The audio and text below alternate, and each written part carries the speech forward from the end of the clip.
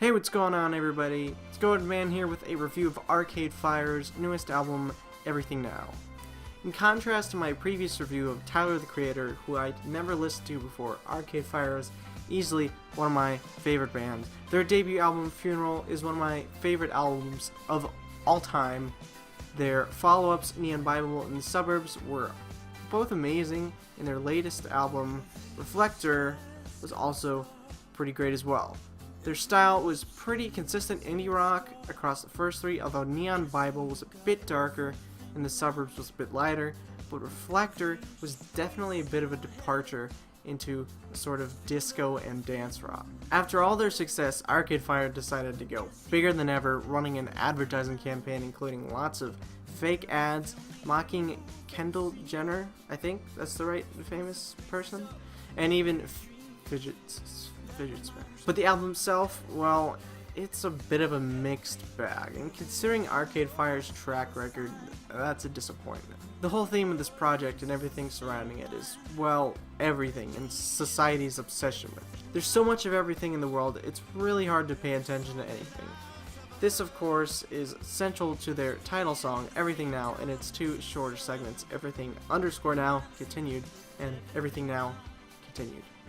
No underscore. To give Arcade Fire credit, it is a pretty strong start and, I guess, conclusion to the album. Lyrically, they're pretty much able to hit the idea of overconsumption advertising on the nose and translate it musically with the occasional strings. I'm not super crazy about the ultra glittery piano, but I think the acoustic guitar and vocals from Win Butler help make this track one of the best on the album. Its continued segments also do their job as slow transitions and even loops for the album. The two Infinite Content songs try to capture this overwhelmed consumerist feeling, begging the question if we're really infinitely content with our infinite content.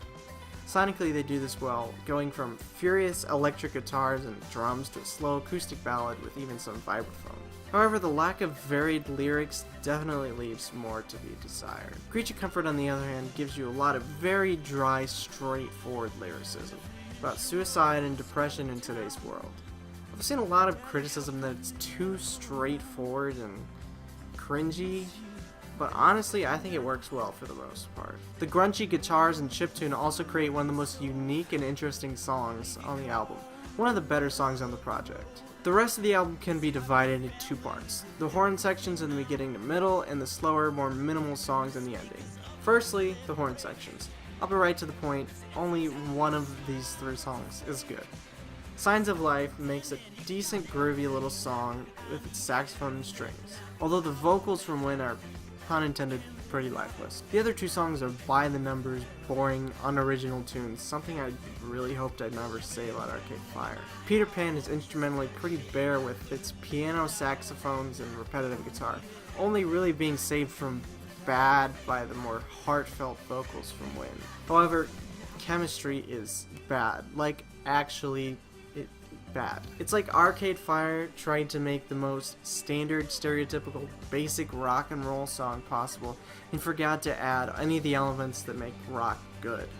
The guitars, the horns, the vocals, even the lyrics, they're just also incredibly bland. I don't really know what they were thinking with the song, and to be truthful, that seems to be the biggest crime on this album. Blandness. The lushness of their organic instrumentation and the groovy stuff from Reflector only seem to be here in fragments. It's like they put too much focus into what the album would be about rather than what it actually ended up being. If I were to identify the second biggest problem, it would be the lyrics about said subject matter. When trying to satirize consumerism and corporatism, it often comes across as very pessimistic, nihilistic, and even pretentious. They want to point out how we've messed up as a society, but only want to sneer about it, not offering much of a silver lining or a solution. If you want to hear a record I believe covers some of these ideas much better, check out Father John Misty's album, Pure Comedy. So anyway, we get to the last four tracks on the album. The first two are not very good. Electric Blue is just a beast all its own, with a decent rubbery synth that takes up too much space, a mid to high pitched synth which hangs around for too long, vocals that are just way too high and frail for Regine, and something I can only describe as a squeaky toy sounding noise that just alternates between exactly two notes. I know Regine's vocals can work, look at Sprawl 2 for example, but again, I don't really know why they thought this was listenable. Good Goddamn's another track with vocals, this time from Win, that are frail, but this time they're barely even there, almost like a whisper.